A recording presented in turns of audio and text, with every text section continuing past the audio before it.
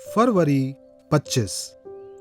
हमारी प्रतिदिन की रोटी मिनिस्ट्रीज की ओर से आप सभी को नमस्कार। आज के संदेश का शीर्षक है यीशु के बारे में बात करते रहो। एलिसन किड्डा की ओर से। आज के पवित्र शास्त्र का भाग प्रेरितों के काम अध्याय 5 17 से 21 और 25 से 29 और 41 और 42 वचन। तब महायाजक और उसके सब साथी जो सदुकियों के पंथ के थे डाह से भर उठे और प्रेरितों को पकड़कर बंदीगृह में बंद कर दिया। परंतु रात को प्रभु के एक स्वर्गदूत ने बंदीगृह के द्वार खोलकर उन्हें बाहर लाकर कहा, जाओ मंदिर में खड़े होकर इस जीवन की सब बातें लोगों को सुनाओ। वह यह सुनकर भोर होते ही मंदिर में जाकर उपदेश देने लगे। तब महायाजक और उनके साथियों ने आकर महासभा को और इजरायलियों के सब पुरनियों को इकट्ठा किया और बंदीगृह में कहला भेजा कि उन्हें लाएं। इतने में किसी ने आकर उन्हें बताया, देखो जिन्हें तुमने बंदीगृह में बंद रखा था वे मनुष्य मंदिर में खड़े हुए लोगों को उपदेश दे रहे हैं। तब सरदार प्यादों के साथ जाकर उन्हें ले आया, परंतु बलपूर्वक नहीं, क्योंकि वे लोगों से डरते थे कि हम पर पथराव ना करें। उन्होंने उन्हें लाकर महासभा के सामने खड़ा कर दिया। तब महायाजक ने उनसे पूछा, क्या हमने तुम्हें चिताकर आज्ञा ना दी थी कि तुम इस नाम से उपदेश ना करना? तो भी देखो, तुमने सारे यरूशलेम को अपने उपदेश से भर दिया है और उस व्यक्ति का लहू हमारी गर्दन पर लाना चाहते हो। तब पतरस और अन्य प्रेरितों ने उत्तर दिया, मनुष्यों की आज्ञा से बढ़कर परमेश्वर की आज्ञा का पालन करना ही हमारा कर्तव्य है। वे इस बात से आनंदित होकर महासभा के सामने से चले गए कि हम उसके नाम के लिए अपमानित होने के योग्य तो ठहरे। वे प्रतिदिन मंदिर में और घर घर में उपदेश करने और इस बात का सुसमाचार सुनाने से कि यीशु ही मसीह है ना रुके।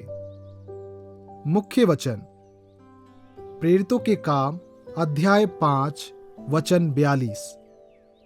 वे प्रतिदिन मंदिर में और घर घर में उपदेश करने और इस बात का सुसमाचार सुनाने से कि यीशु ही मसीह है ना रुके। एक इंटरव्यू में एक संगीतकार जो मसीह पर विश्वास करता है उस समय को याद करता है जब उसे यीशु के बारे में बात करना बंद करने का आग्रह किया गया था। क्यों? ये सुझाव दिया गया कि उनका बैंड और अधिक प्रसिद्ध हो सकता है और गरीबों को खिलाने के लिए अधिक धन जुटा सकता है यदि वह यह कहना बंद कर दे कि उसका काम यीशु के बारे में है। इसके बारे में सोचने के बाद उन्होंने फैसला किया, मेरे संगीत का पूरा उद्देश्य ही मसीह में मेरे विश्वास को साझा करना है, किसी भी तरह चुप रहने वाला नहीं हूँ। उन्होंने कहा कि यीशु का संदेश को साझा करना ही उनकी अत्यंत प्रबल बुलाहट है।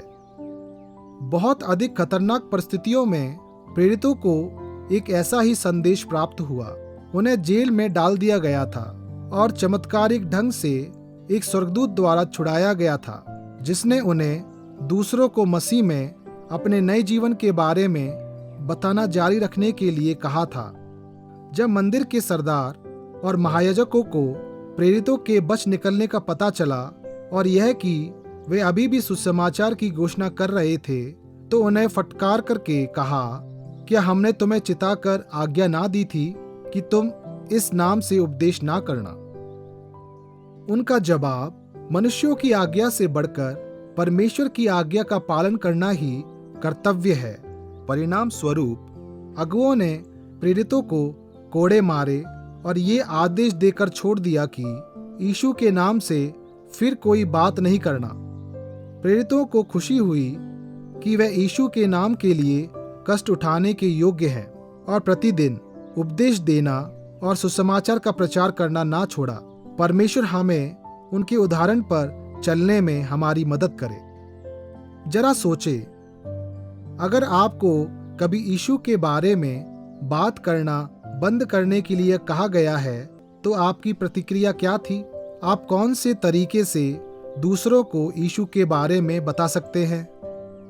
आए हम प्रार्थना करें। प्रिय परमेश्वर, प्रेरितों और अन्य लोगों के उदाहरण के लिए धन्यवाद, जो आपके लिए निर्भीक साक्षी थे। कृपया मुझे उनके बताए मार्ग पर चलने का साहस दे। आमीन।